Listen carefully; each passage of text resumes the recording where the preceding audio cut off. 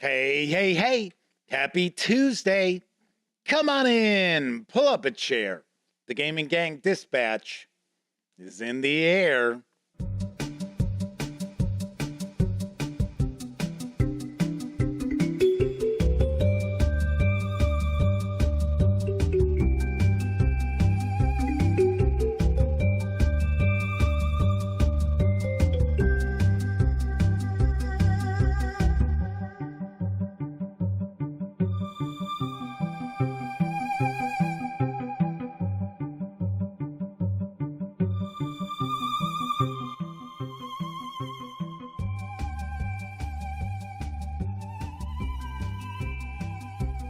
Howdy, gang, and welcome once again to the Duct Tape Studios.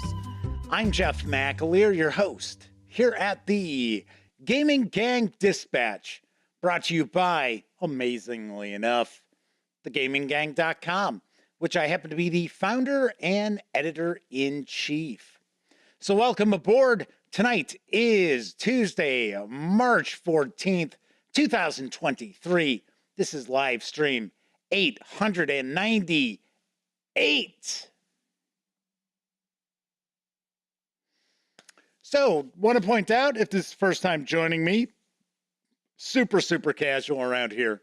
Just talking about the latest in tabletop gaming news, and then we take a look at a tabletop game. So, we are certainly not engaging in rocket surgery by any stretch of the imagination. And tonight, we're going to keep rocking and rolling with my Pathfinder 2nd Edition Kingmaker Week as we dive on into a first look at the 5e Bestiary for Kingmaker.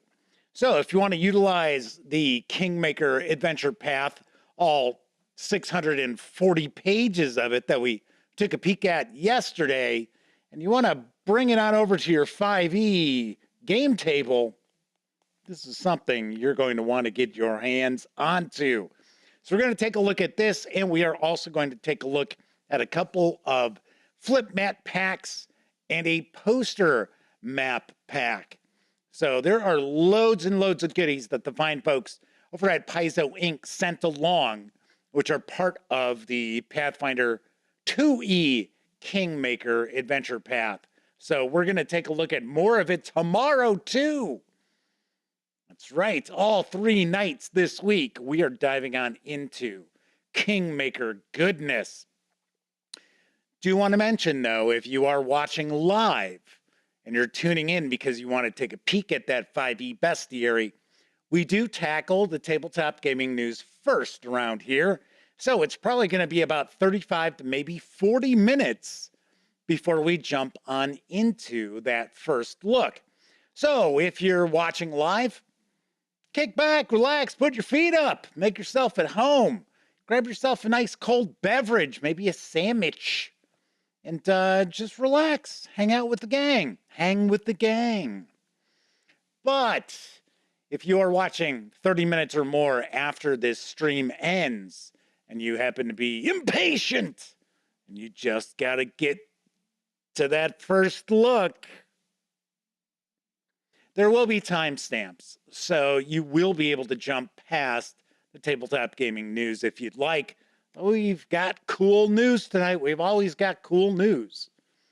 So you can jump past with those timestamps. They are located in the show notes, or depending on what device you might be watching this on, those timestamps might be right there in the timeline in front of you. So you can utilize those if you'd like. Of course, when you're not watching videos on the Gaming Gang channel, be sure to visit thegaminggang.com for all the latest in tabletop gaming news, reviews, and a whole lot more that you won't find here on the YouTube channel. You know the drill.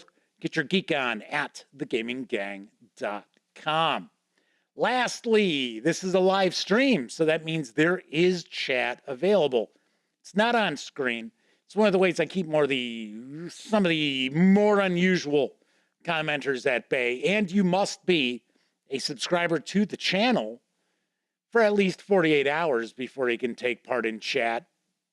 yet another way that I keep some of the more unusual commenters at bay. But if you want to say howdy, maybe there's a question, maybe you've got a comment, or possibly something about the bestiary you want to take a closer peek at, by all means, chime in. I will do my best to respond. I got to say, we had a really good chat running last night when we were taking a look at the core adventure path for Kingmaker. So let's hope we have another one again. So first out the gate in chat was Flaming Huron, one of our chat moderators from across the pond. We also have the Happy Wargamer. Kevin R. Smith is here. The Motor City Madman is with us. Yes, the Madman is hanging out with us. John David is with us as well. I think this might be John's first visit with us in chat. So welcome aboard. I see Tessie Trekkie is with us, as is, I should say, Roger Prudhomme and Zorak Zoran 1. So chat is off and running already. So do want to mention, somebody yesterday had commented because I had mentioned my OSR video I did, and I also answered the question, is the OSR filled with right-wing extremists? Which the answer is actually no. For some strange reason, people just, they can't watch the video without commenting it, right? But the problem is they don't watch the entire video without commenting. Normally they're just looking at the title of it and they're like shooting their mouths off like, most idiots online do. But somebody in chat yesterday had mentioned that they had taken a peek at the comments for that video and they were pretty civil. And yes, I will agree. And that is because I have deleted some of the comments that were made. Now, got to point out there weren't a lot of really asinine comments, but there were a few. And I deleted them because, to be honest, I don't need people walking through my mind with their dirty feet, to paraphrase Gandhi. So keep in mind, there were some real asshole-ish comments. I just deleted them, but I think there's like 100 comments on there. So it wasn't like I went and got rid of a bunch of them. So just want to point that out. Somebody in chat yesterday said, oh, well, it looked pretty civil. There's a reason for that. All right. So let's jump on into the news, because arriving later this month is Bamboo. Here's the details from Devir Games. For generations, harvesting bamboo has brought prosperity to your home. Work, perseverance, balance, and prayer have made a small town flourish that has grown at the expense of the cane fields. Today, various clans live in harmony with nature.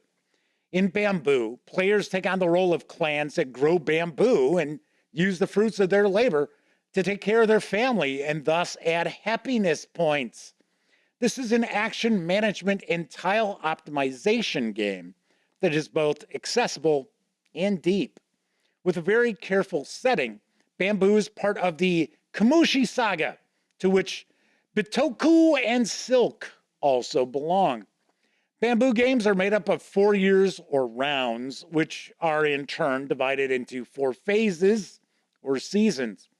On their turns, players will burn incense in temples to seek favor from the spirits and use bamboo shoots to perform actions such as seeking balance, cooking, home improvement, or managing finances.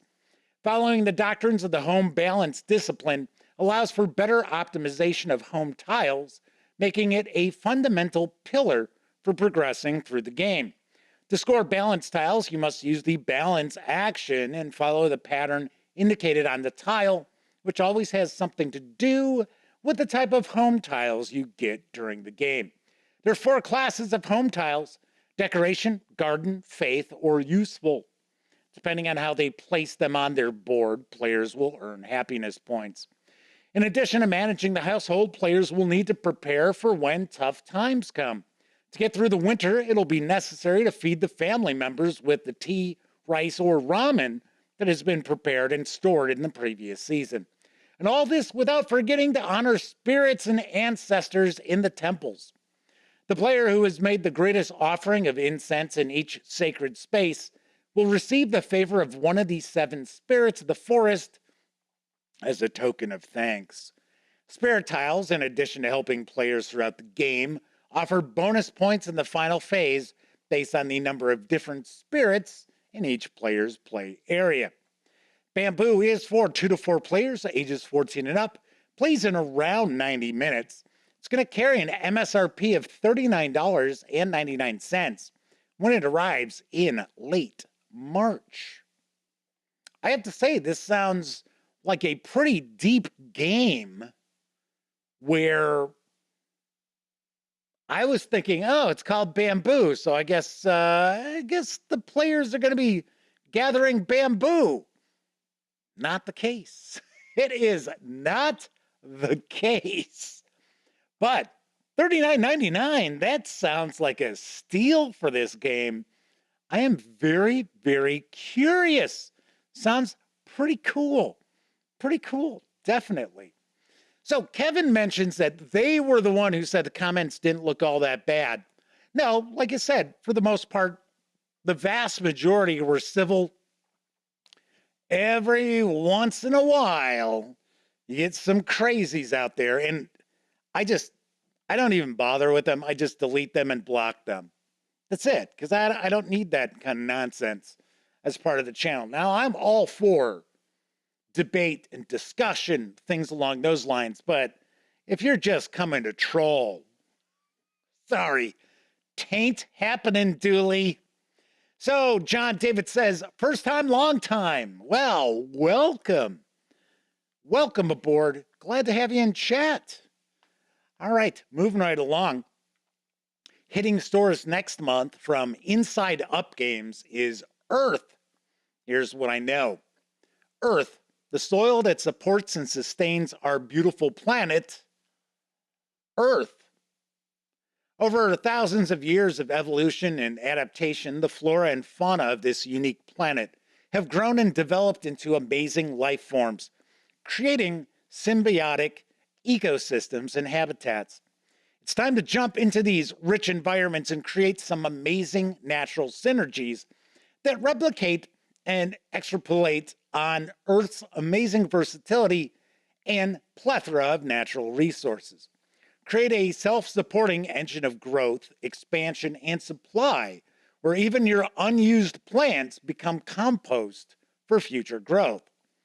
Earth is an open world engine builder for 1 to 5 players with simple rules, but tons of strategic possibilities.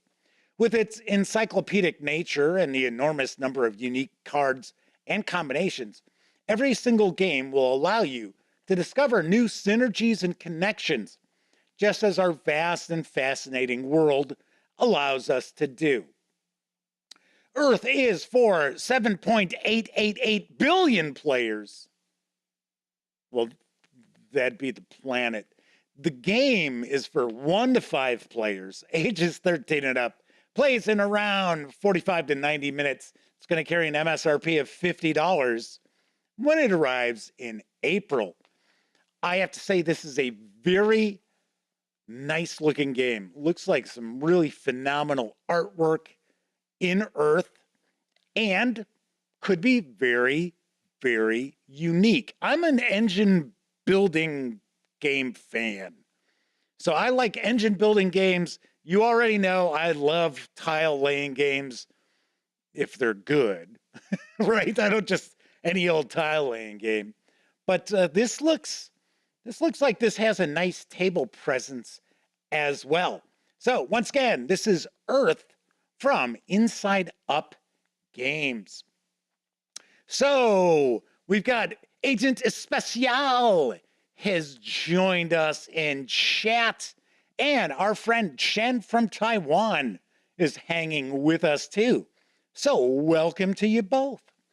Double Z1 is asking if anybody here has played Infinity's role-playing games. They're a bit curious about them. I'll be the first to point out I have not had an opportunity to look at Infinity. I assume you're talking about the role-playing game from Modifius Entertainment that's based on the, isn't it Corvus Belli is the company, the miniatures game, and it's Infinity, I believe. Tessie Trekkie's asking, what is my favorite engine building game? I would say it is probably Everdell. I really, really like Everdell for a multitude of reasons. So yes, I would say as far as engine building games, I like that one quite a bit. I like how it's very asymmetrical for the players, and that when you really get your engine going, you can crank out some really great turns, and then other players who have not built their town well, it's just like they're done, like boom. And you're like, yeah, I'm still going.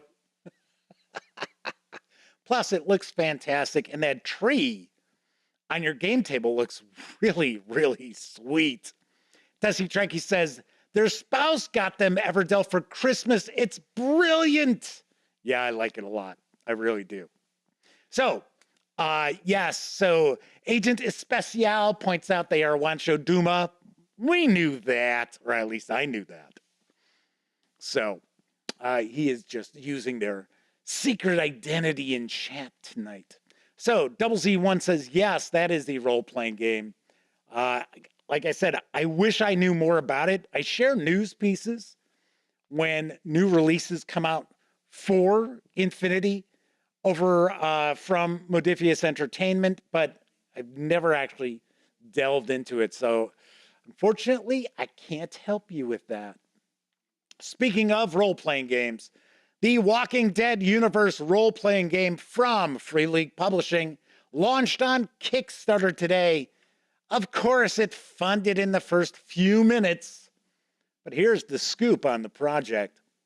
The Walking Dead has always been about characters facing impossible choices in an unforgiving world. In the Walking Dead universe role-playing game, you enter into the world of the dead and must face these choices head-on. You can do this at any point in the timeline, encountering familiar faces and locations, or new ones. But the hardest choice will always be the same. Who are you going to be? We've seen many stories set in the Walking Dead universe. Now it's time to see yours. In the Walking Dead universe role-playing game, you'll play the part of individuals struggling to survive in the hostile and unforgiving world known from the TV series. The challenges you face are never trivial, and they can appear from just about anywhere. From the lack of essential supplies, from conflicts brewing within the group, from hidden construction flaws in your safe haven, or from an approaching herd of walkers hungering for your flesh and blood. And let's not forget brains. There are two ways to play the game: campaign mode and survival mode. In a campaign, the story is not predetermined.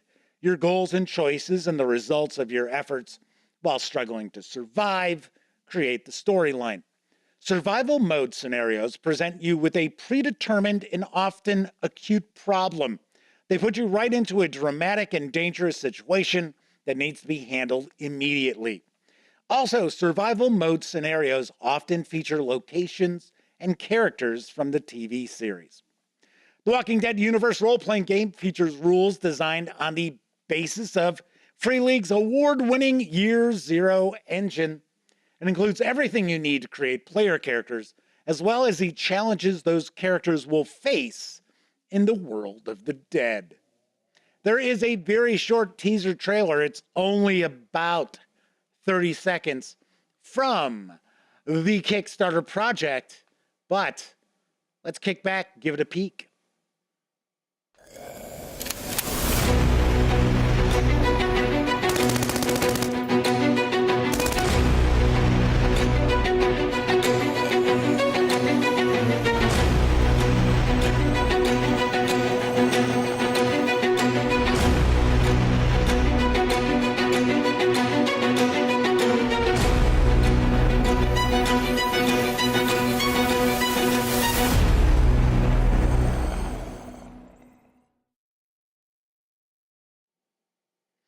The project for the Walking Dead universe role-playing game funded in its first few minutes, as I mentioned previously. You can reserve a copy of the core rulebook and starter set together for a $76 pledge, or you can grab them in PDF together for a $29 pledge through April 5th. Yes, and I did notice in that video, the date was wrong. They were showing that the Kickstarter was going to launch on April 14th. Nope, it launched today. We'll mention this is almost complete. So we do not have a really long turnaround on this. Expected delivery on the physical copies is going to be this November. And supposedly, if you back this, you will get the PDFs. Because if you get the physical core rulebook, the physical starter set, you'll get the PDFs as well. Supposedly, you're going to get those PDFs within days of this Kickstarter project wrapping up. So, like I said, very quick turnaround on this. I will also mention that I will be interviewing Matthias from Free League Publishing on Friday, and we are going to talk in depth about the Walking Dead universe role-playing game. And one of the questions I would have is, isn't it a little late to the party? This would have been a huge 7 or 8 years ago. This would have been a massive coup for Free League Publishing. Now, I'm not saying that this isn't going to be pretty damn cool, because I'm sure it will be. Plus, it's not as if the Walking Dead universe is over, because we know we've got the 2 spin-offs that are coming. There's also, I don't know, did Fear the Walking Dead wrap up? It's been a while since I had watched The Walking Dead or Fear the Walking Dead. I'm not sure if they wrapped that show up or if it's coming back. And I don't think the series that had like the teenagers, the kids, I don't think that was renewed. So, I don't know. I know we've got the Negan and Maggie show. It's the Negan and Maggie show. And then we've got the Daryl Dixon spin-offs that are coming. So Walking Dead isn't dead, but it's not. I remember, first 3-4 seasons, it was like must-watch TV. It was like, do not bother me from 7 o'clock till 8 o'clock on Sunday nights, because I'll be watching The Walking Dead. Do not be calling me.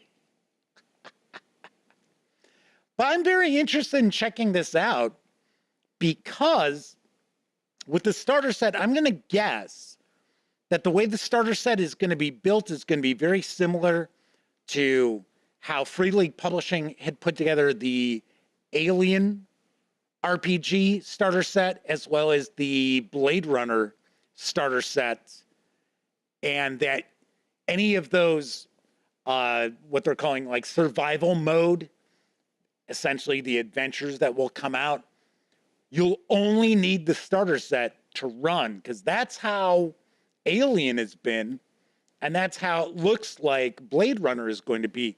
So the Madman says they backed the Walking Dead universe because it's Free League, and they've been great about fulfillment.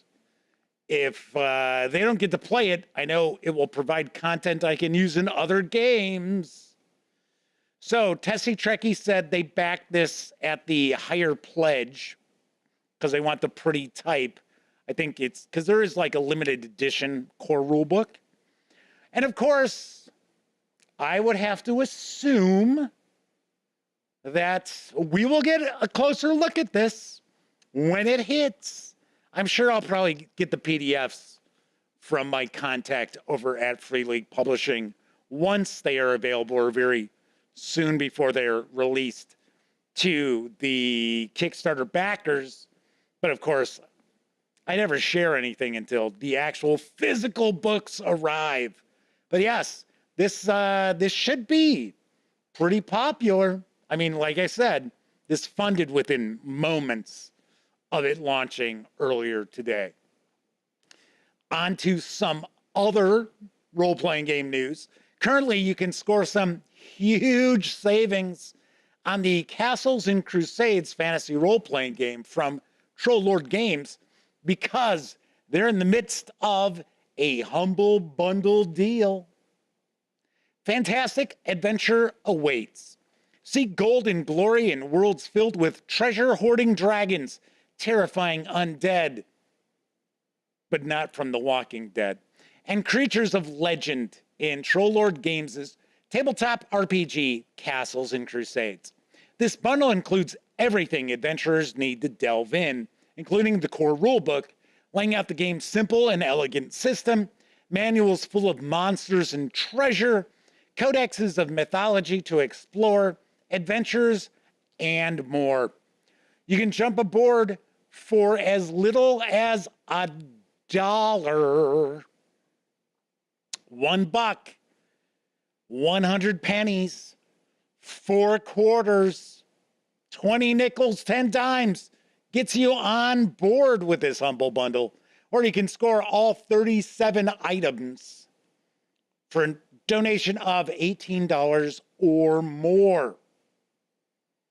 I always tell people, keep your eyes peeled for humble bundles because you tend to get just fabulous deals. I'm not saying bundle of holding is bad. You get some really good deals there, but humble bundle always blows them away with the amount of content that you get for a tiny, tiny price. These savings are going to run through April 1st, no fooling. And your purchase helps support Navy Marine Corps Relief Society.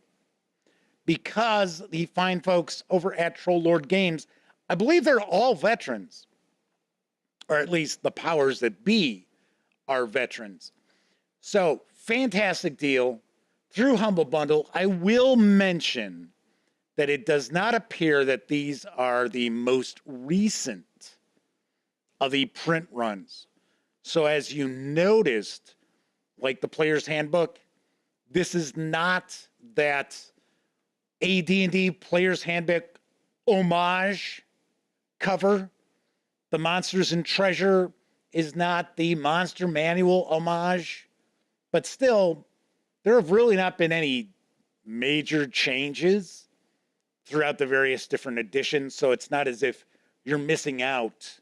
It's like, oh my gosh, they've completely changed, how the system operates. No, not at all. You are getting current Castles and Crusades. And I'm telling you, you're looking at, if you go in for the $18, my gosh, it's less than 50 cents per PDF. Sweet.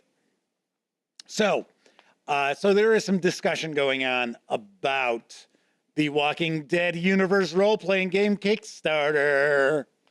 Yes. So some discussion on some of the pricing. Yeah, there are a variety of different pledge levels for it. I just figured I'd share the main ones. All right, my final news piece.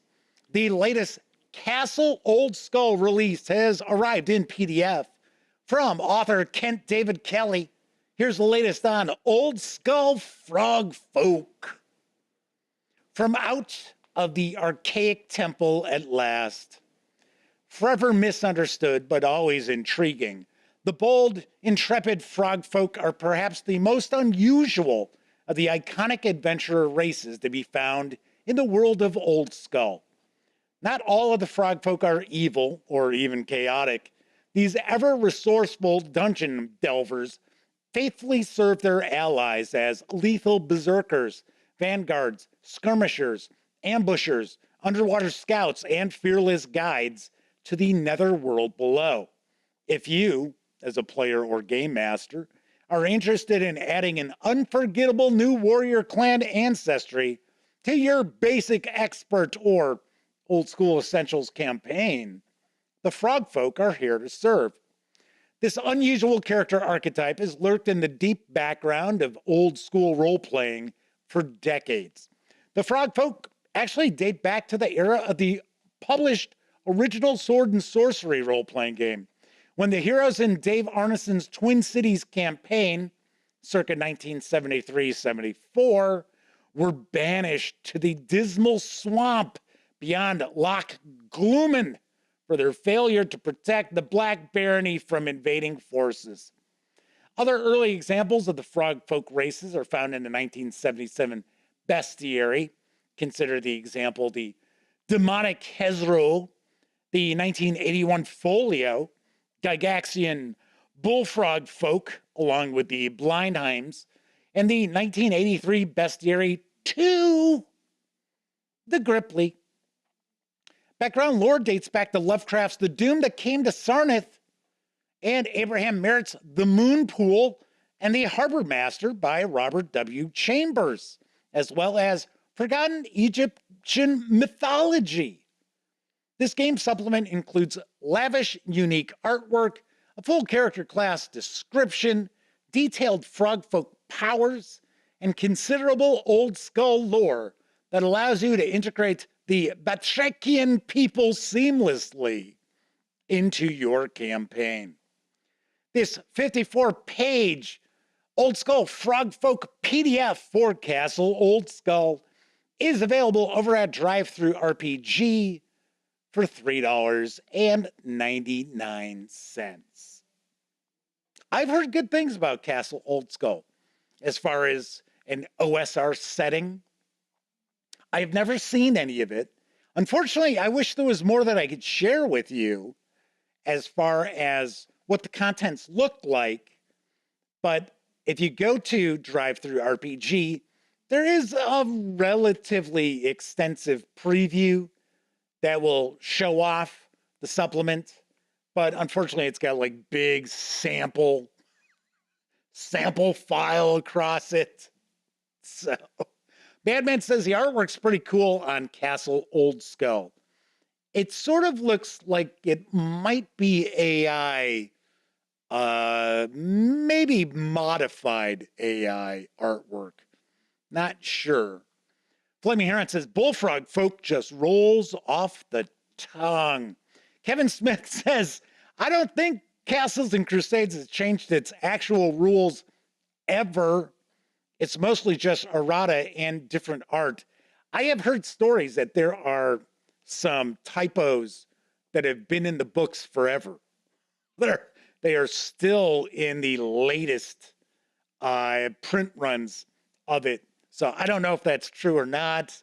But yes, as far as things changing with Castles and Crusades, not really. You don't really see changes from edition to edition because it's more along the lines of what number print run they happen to be on. Kathy Evans is hanging with us in chat as well. All right, that is it for the tabletop gaming news tonight. Of course, I was just talking about Drive-Thru RPG. Don't forget, the Gaming Gang, thus the Dispatch, is affiliated with the One Bookshelf sites. So if you are going to visit, say, Drive-Thru RPG or Dungeon Masters Guild, Storytellers Vault, what have you, please stop by thegaminggang.com first. Click on one of our banner ads. That way, if you happen to make a purchase, I get a small portion of that sale. And all those nickels, dimes, and quarters really do add up and help keep thegaminggang.com around. Also should mention today is the last day of the GM's Day sale. I almost said DM's Day. It's a Game Masters Day sale. 30% off thousands upon thousands of PDFs, but that sale is going to end later on tonight. So keep that in mind. And then I think the next big sale that we see is the Christmas in July. That's usually the next big sale from our friends over at the One Bookshelf sites. So Russell Higgins has swung on in.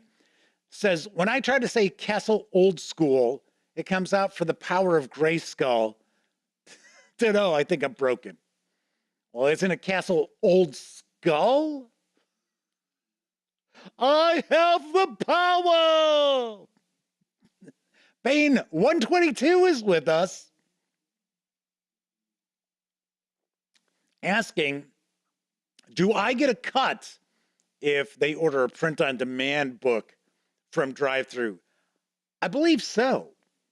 I think so. I don't think they differentiate between print-on-demand or PDFs. As long as you're using that affiliate link, you should be fine. Should also mention, if you like the video, be sure to give it a thumbs up. You know, that's a given. But if you like the video, if you dig the channel, if you find thegaminggang.com to be a valuable resource, hell, if you just like what we do, by all means, please swing by paypal.me/thegaminggang and make a small donation, as the Madman did recently. And it was not a small donation. Thank you very much. Anyway, do point that out, because if you're not overly familiar with the Gaming Gang, you may not know that I do not run a Patreon. I do not reach out through Kickstarter on a yearly basis to stick around. The Gaming Gang survives on Drive-Thru RPG, advertising on the website, and whatever donations happen to be made. So, big tip of the cap for those of you out there who use the banner ads with the affiliate links and or visit paypal.me. It is really, really appreciated. Yes. All right. So, as I said, that is it for the news tonight. I am going to be diving on into the Pathfinder Kingmaker 5e Bestiary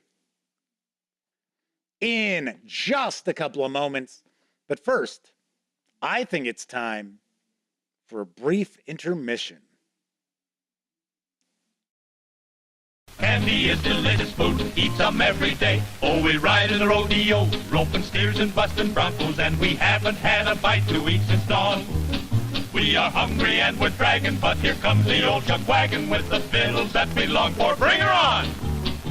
Now I'm the U.S. Marshal. To soft drinks I am partial. And this popcorn's good. My gosh, I say it be. We like 'em, lick 'em, ice cream, and this ice cream, very nice cream. You buy 'em. And you try 'em. And you see! Now it's time for intermission, so let's all hit the trail and gather round the sweet bar where these goodies are on sale.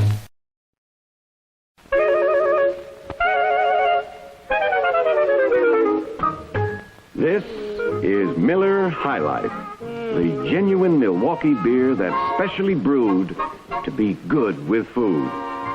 The beer that adds a golden touch to your favorite cheese snacks or brings a delicious lightness to a hearty roast beef. Miller High Life gives a simple hamburger a festive flavor. And with hot buttered popcorn, this beer makes refreshment really fun. Whoever you are, whatever your favorite food, cheese or roasts, sandwiches or snacks, enjoy them all with Miller High Life, the finest label on any table. Proudly serve Miller High Life.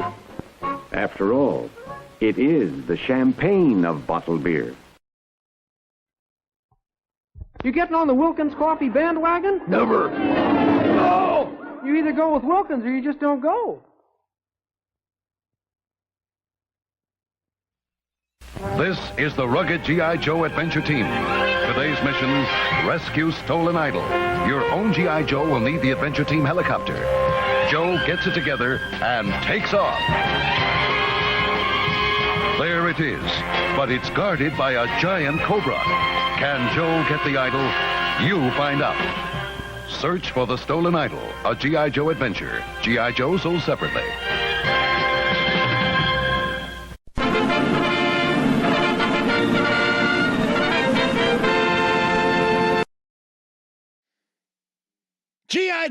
baby, yes! I have to admit, as a kid, we had that stolen idol. I remember the idol and I remember the snake. I don't remember the helicopter, though, strangely enough. So,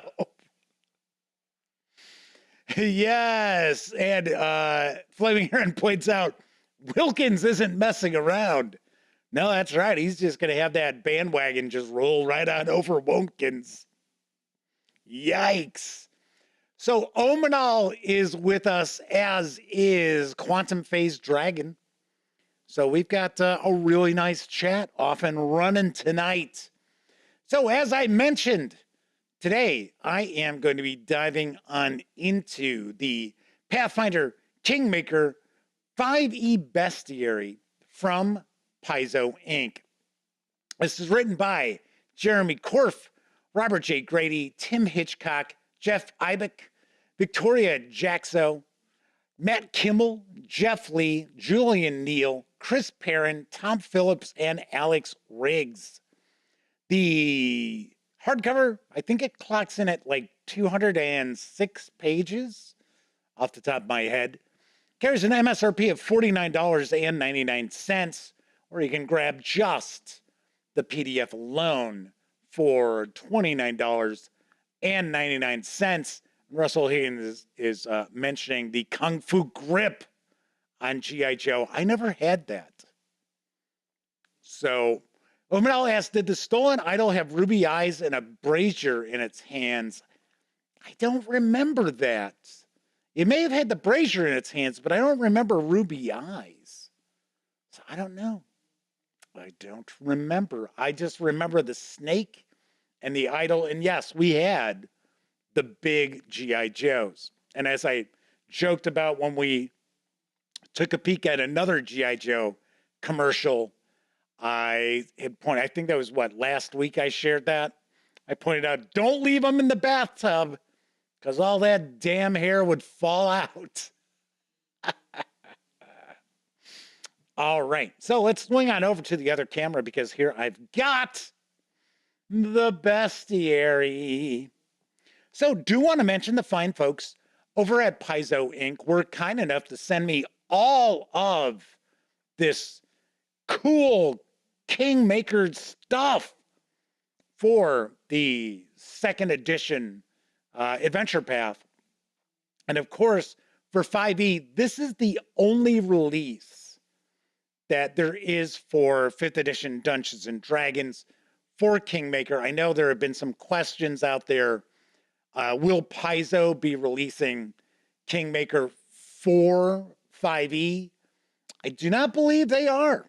I don't believe they're going to be doing that because it's not that difficult to port over Pathfinder 2nd Edition to 5e. I mean, there's a little work involved, but not a ton. But anyway, big thank you to the fine folks over at Paizo Inc. because they actually went above and beyond sending me this stuff, because normally this is not stuff they would send to all the reviewers. So thank you very, very kindly. So we're going to be taking a look at the bestiary for 5e tonight. And we are also going to take a look at a couple of the flip mat packs, as well as a poster map pack. And seeing this is not 620 pages long, we can kind of take a little bit of time with this as well. So we'll kind of delve into some of the entries. Of course, please keep in mind, we're not going to look at each and every page here, but I do want to give you a good feel for what's in the Kingmaker 5e Bestiary. Here there be monsters. From feral beasts to supernatural spirits from the realm of Fae, the Kingmaker Adventure Path forces heroes to test their might against hundreds of foes, be they bandit lords, evil kings, or demigods. This book presents rules for many monsters and villains, along with traps, hazards, and potential allies compatible with any 5e game. Challenge your heroes while playing through the Kingmaker Adventure Path or a campaign of your own design. So, as you also will notice, Legendary Games had a hand in this as well. All right, so let's dive on in, see what we've got here. There's that Naga we saw in the adventure last night. So we've got things broken down into the Bestiary, an NPC Codex, hazards and traps, and companions. So it looks like we've got quite a lot of entries here. So Russell Higgins, conspiracy non-supernatural? I don't know. I have no idea. So for our Bestiary, the creatures presented in this chapter include well-known monsters of the high fantasy genre, as well as dangerous variants of those creatures. Some of these creatures might be familiar, as they have been inspired and converted from previous incarnations across numerous editions of the game. Others are entirely new adversaries that appear for the first time in print in the various books related to this adventure. In many cases, the creatures that appear on the following pages fall somewhat in between the old and new, those that have been revised and recast as more challenging foes to better fit their roles within the Kingmaker adventure path. It says, conserve space. Flavor text for these monsters has been kept to a minimum, but efforts have been made to include at least a physical description for each. For many of these creatures, additional lore can be found in the Kingmaker adventure book or one of the Pathfinder Bestiaries, first or second edition. So on tomorrow's show, we're going to actually take a peek at the first edition Pathfinder Bestiary. We'll kind of flip through pretty quickly. So Double Z1 asks, says, maybe a stupid question, but why does Paizo make material for 5e? They normally don't make a lot of 5e material. In fact, I was kind of surprised when they did make this bestiary, but I think the reason why they did the 5e bestiary is because it was part of the Kickstarter that they did. So Paizo doesn't usually do Kickstarters for their Pathfinder releases, but Kingmaker for second edition was a Kickstarter. So they included some extra kind of, I don't want to say this was necessarily a stretch goal, but it was an add-on. So Russell points out that 5e has a bigger market share than Pathfinder. They do. That was actually not the case for a while. There was a period when Pathfinder was taking Dungeons and Dragons out to the woodshed as far as sales wise. But yes, now it does outsell 5e, or I should say 5e outsells Pathfinder second edition. But if you look at the amount of content that comes out for Pathfinder second edition, it might even out a little bit. So John Brunhaver is with us. Welcome aboard, John. Says they're also going to do a 5e translation of Abomination Vaults. Sweet. Very nice. So anyway, so that's where I believe the 5e bestiary came from, is because Kingmaker has been so popular as far as an adventure path. So let's see what we get. Let's jump in, take a look at some of this. The Azure Worm, the Basilisk, the Greater Barghest. So I was going to say that if you happen to have the adventure path that we were taking a look at yesterday, there are actually far more details as far as like flavor text for each of these creatures, because we actually took a peek at that bestiary that's part of the book. So we have a Boggard Warrior. Boggard Warriors exult in single combat and prefer to fight alone so that no others can contest their kills. They've been known to pursue enemies who flee combat with a single-minded focus that can seem almost supernatural, striding through the thick marsh of a swamp until they can ambush their prey.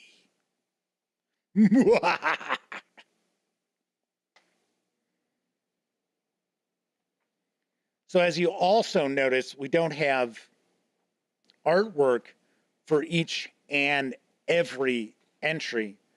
But as you can see, there are a lot of entries here because looks like we've got, for the most part, we've got multiple entries on a single page. Now, of course, I say that, and we have one here, one there. But it looked like some of these we were getting a few, yeah. Like here, we've got the water mephit and the mastodon. So these are different elementals there. We have the fetch stalker. Fetch stalkers are the least of their kind, yet they are quite powerful in their own right. Fetch stalkers form from the souls of small or medium fae or humanoids. Small fae create small fetch stalkers. Adjust their statistics for their size as appropriate. A fetch stalker's appearance resembles that which it had in life, save for the typical fae flourishes all fetch have. It's the froghemoth! Oh! So Russell says the Elasmosaurus. That's a mouthful. Yep.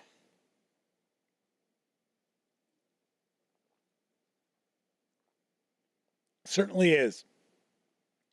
So we've got a couple of fly traps.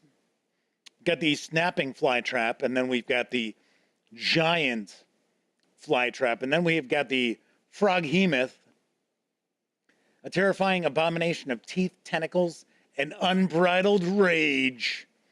The froghemoth is capable of devouring dinosaurs and even dragons.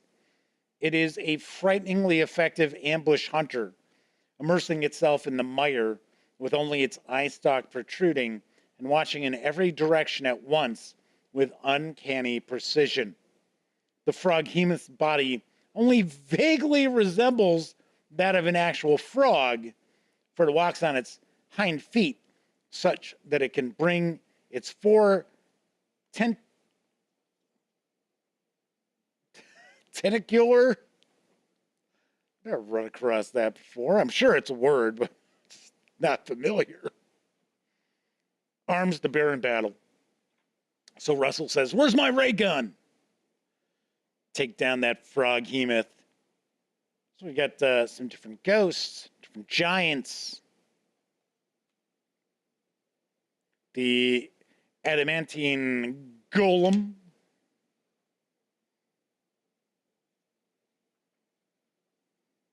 So I thought I ran across, I think it was the Madman saying that they're running some Pathfinder 2nd edition on Friday.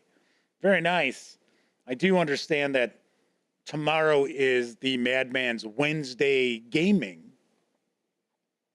So Russell Higgins says the froghemoth is from Expedition to the Barrier Peaks.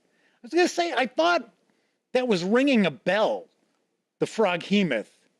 I was like, could have sworn I've heard that before somewhere. So we've got the Mud Wretch, the Bog Mummy Cultist, the Winged Owlbear. Well, although it doesn't have a whole lot written about it, it says owlbears, iconic beasts well known for their strange duality, can grow to immense size on the first world. The addition of a vast pair of feathered wings seems almost natural to such an evolution of their kind. Well. The scythe tree, the tree that weeps. In the twisted reaches of the dense woodlands and the easternmost reaches of the stolen lands, there grow legendary scythe trees, known as the trees that weep. these scythe trees are much more powerful and much more sadistic than their lesser kin. Sweet.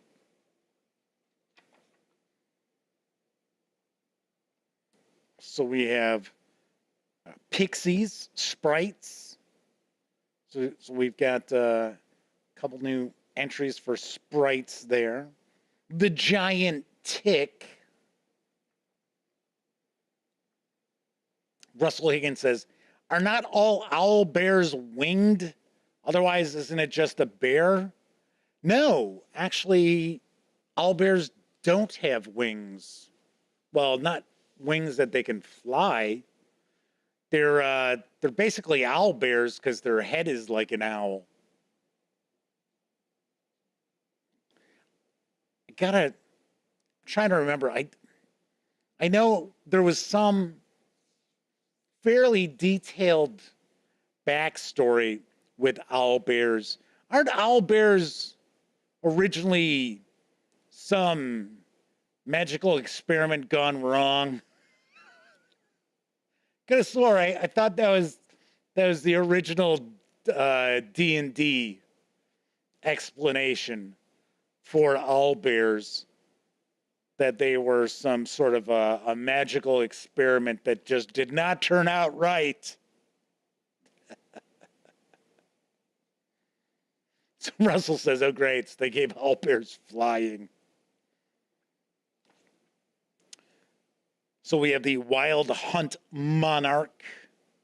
Each Wild Hunt follows a Wild Hunt Monarch who travels effortlessly between the realm of the Fae and the material plane in search of new quarry.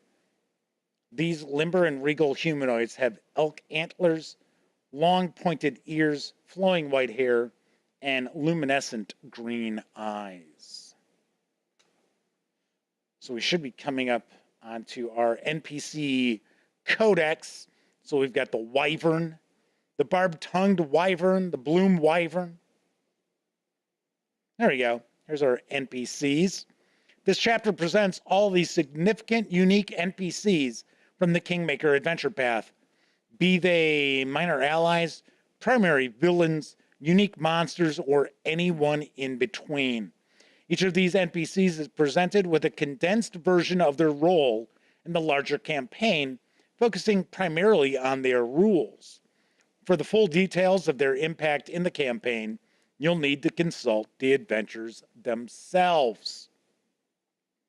So, Agent Especial says they're pretty sure that an owl bear can't go out in the wild.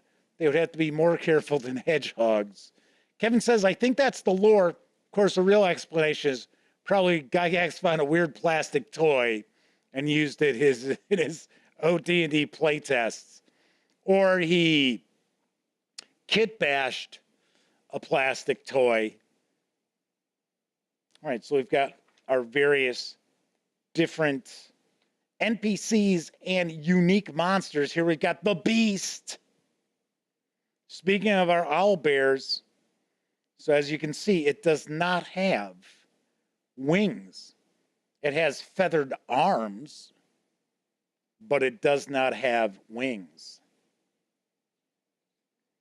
The enormous owl bear called the Beast should in fact carry the name of the PC's kingdom in its name. In your games, the Beast could well be a regional threat to the realm you've chosen as the focus of your campaigns, changing its name to the Beast of Sandpoint or the Beast of Falcon's Hollow, or whatever sounds appropriate. Alternately, the Beast stats could simply serve as those for a particularly enormous breed of owl bears native to a region in your game. We've got the Dancing Lady. Dancing Lady is an evil fey creature known as a Bawabam Sith, a wicked presence that has settled into a forgotten ruin in the Stolen Lands. You can use these stats for any sinister fey creature in your game.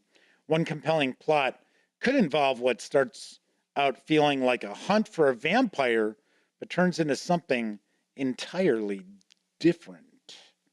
So the Dancing Lady is a shape changer. Double Z1 says, or the simple answer is that Gary Gygax was just on LSD. I don't know. Gary Gygax didn't really strike me as somebody who was kind of tuning out, you know, right? So he didn't strike me as somebody who would be tripping. Then again, we do know the stories about when he was out in LA. So, I don't know. All right, so taking a peek at the various different important NPCs. The Horned Hunter. The Horned Hunter serves as one of Nyris's agents sent to the material plane to track down the magic sword Briar. As a powerful satyr, though, he can certainly play the role of a legendary guardian of an ancient woodland, or even the end boss of a long-term campaign against Fae. So it is kind of interesting how these entries are providing like alternate uses for these various NPCs, or at least these various different NPCs' stat blocks. The Nightmare Rook, the Misbegotten Troll. So there's Nyrissa, who is, if I remember right, she's a dryad. Nice. Hey, speaking of frog folk,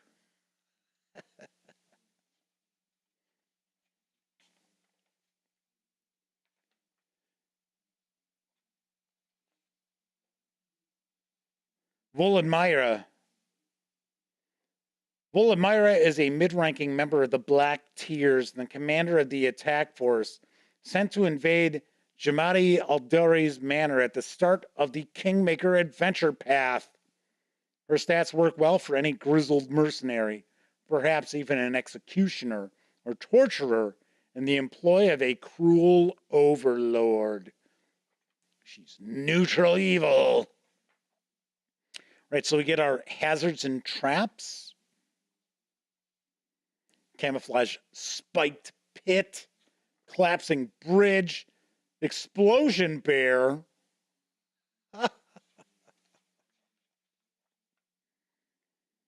Praise of Yog-Sothoth. Yes. I think one of the creatures is a Shoggoth in here. Pretty sure. So there is a little Lovecraftian mythos that is kind of woven into Kingmaker. So here we've got our companions, and these are our important Pathfinder avatars, I guess we'll say, where we always see these various different characters in the Pathfinder products. So we see them in the adventure paths and the artwork and things like that. And these characters also, I'm not sure if all of them were in the Kingmaker PC game, but I know Amiri was. So there's Knock Knock. That's kind of cool how they've included them into this. So I think these were for first edition. Take a look here. Because I know in second edition, the cleric is sort of has Middle Eastern garb. Actually, I like the character design for the cleric. It's pretty cool. So, give an idea of these here.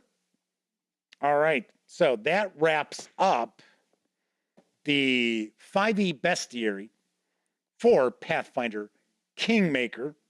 And once again, this carries an MSRP of $49.99. You can grab the PDF alone for $29.99. All right, as I mentioned, we're going to look into some other goodies. This will be relatively quick because we're going to be taking a look at a couple of Flip-Mat packs, excuse me, as well as a poster map pack.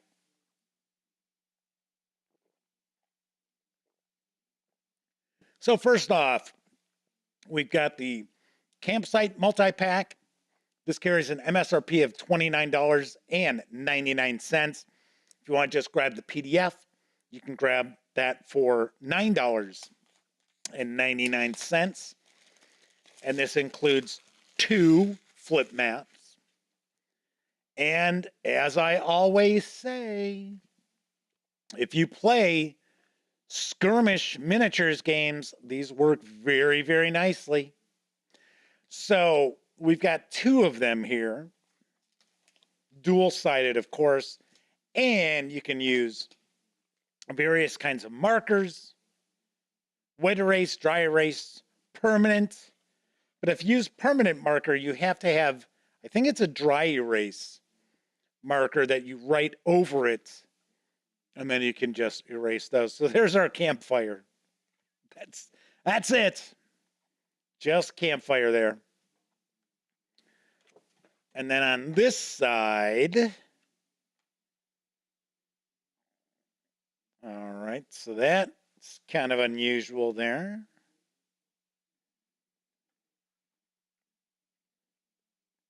It's like these are supposed to be like little huts. Okay, so that's the first one here, and then it looks like we've got a river running through this side.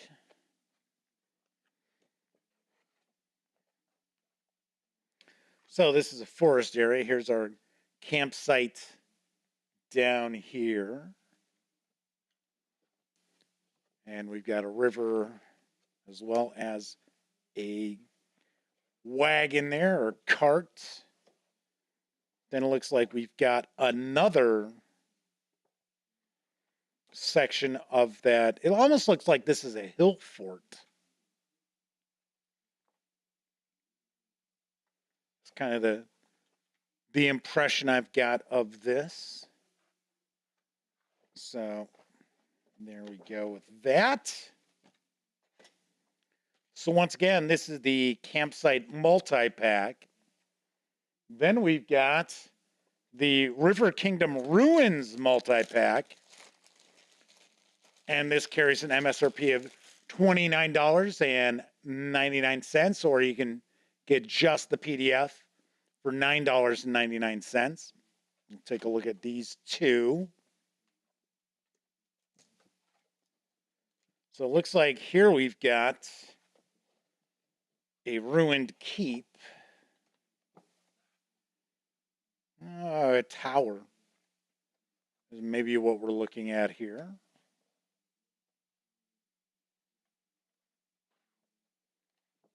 And then on this side, looks like we've got a pretty wide river. Looks like this might be, I was going to say maybe this is supposed to be a ford, but it's not. I don't think so.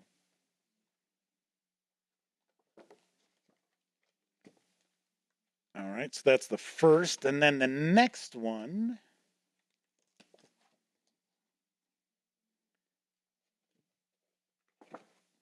Here are the ruins.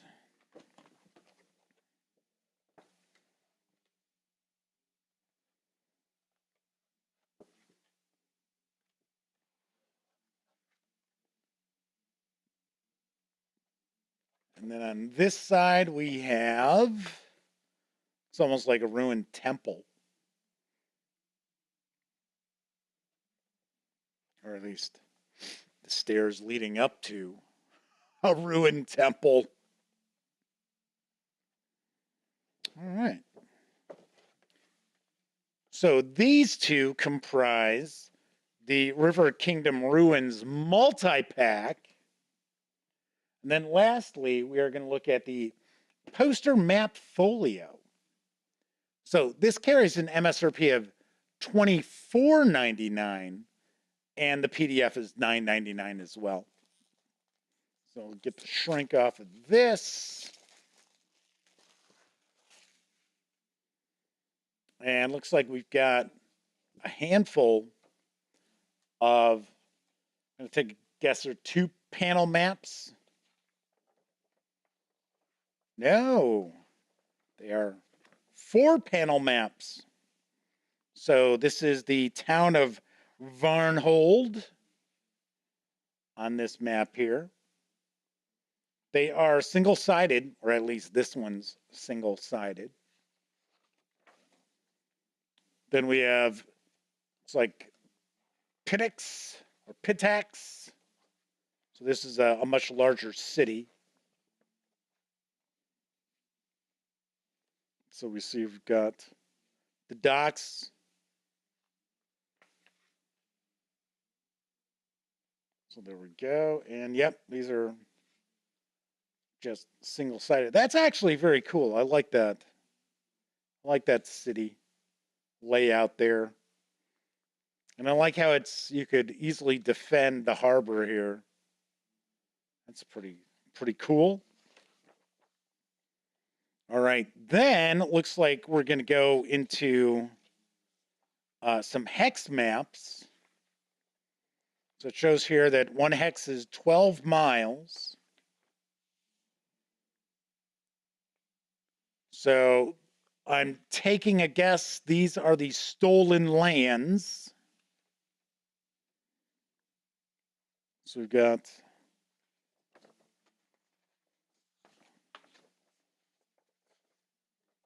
just double check and make sure that they're still single. Yeah, they're single-sided, and they are. So I'm just curious, I'm looking to see if they connect. So it almost looks like this area here would connect, but the mountains in that would abruptly end.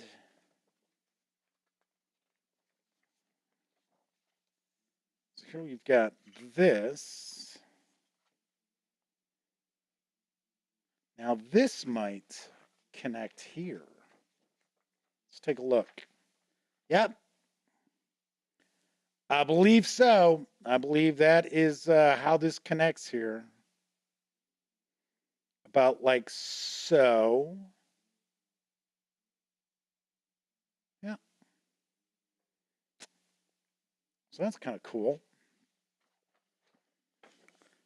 And then we've got another one here.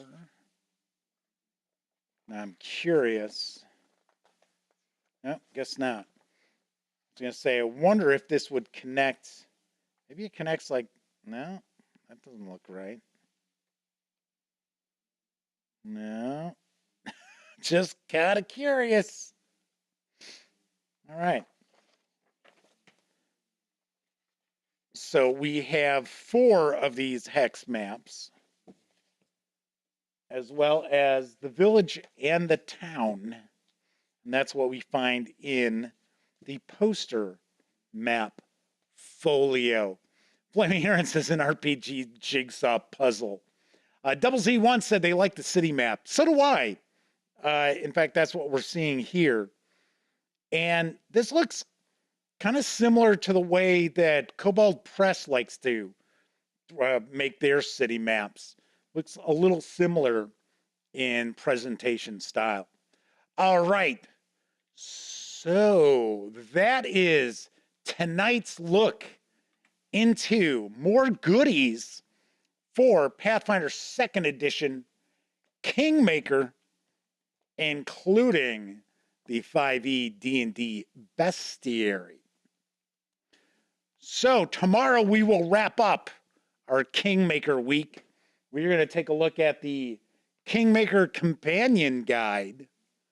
We will also take a look at the Pathfinder First Edition Bestiary. We'll do a quick peek at that. And then we're going to crack open the box of Kingmaker pawns. So we take a look at those as well. And that will be on tomorrow's agenda. I'm just kind of curious. I'm going to take a quick peek here. It looks as if,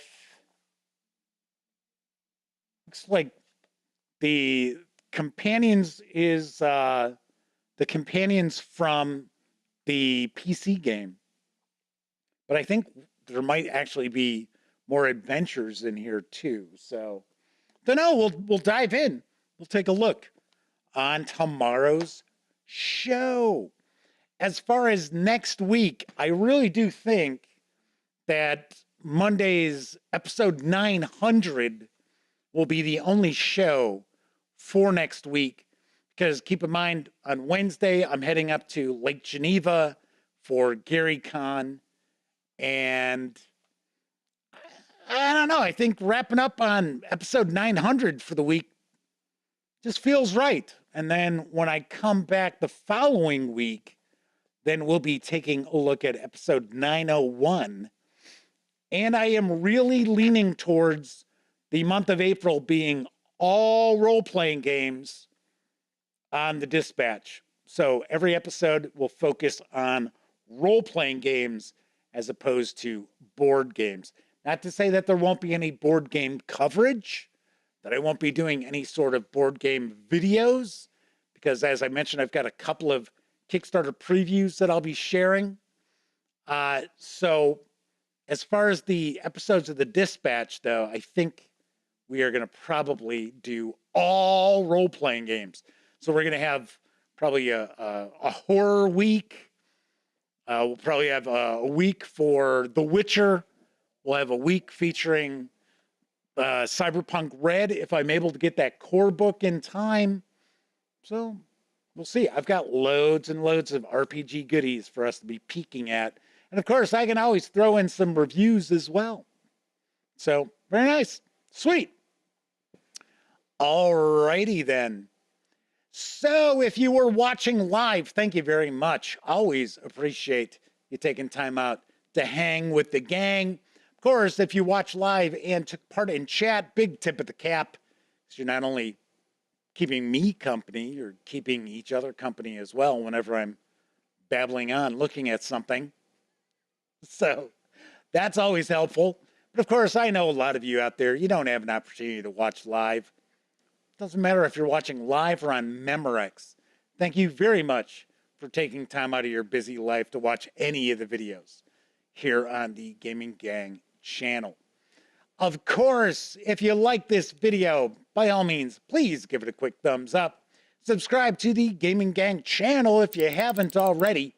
And if you do subscribe, don't forget, ding that bell, because it'll not only let you know when the Dispatch streams live Monday, Tuesday, and Wednesday evenings right here on YouTube.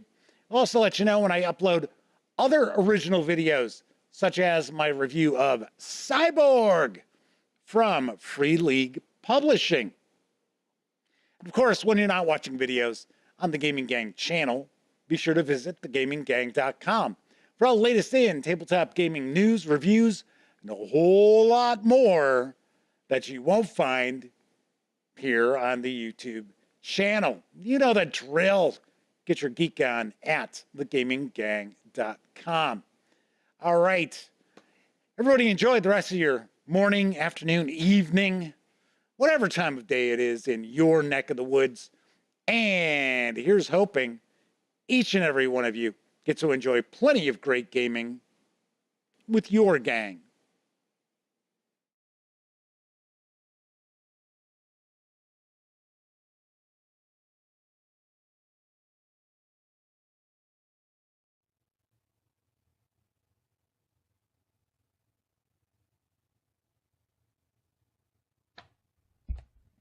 Oh, hey, you're still here.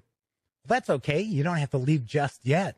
In fact, why don't you subscribe to the Gaming Gang channel right here, or take a peek at the latest live stream or even find out what YouTube recommends you check out from the channel. And of course, I'm Jeff McAleer. Thanks again for watching.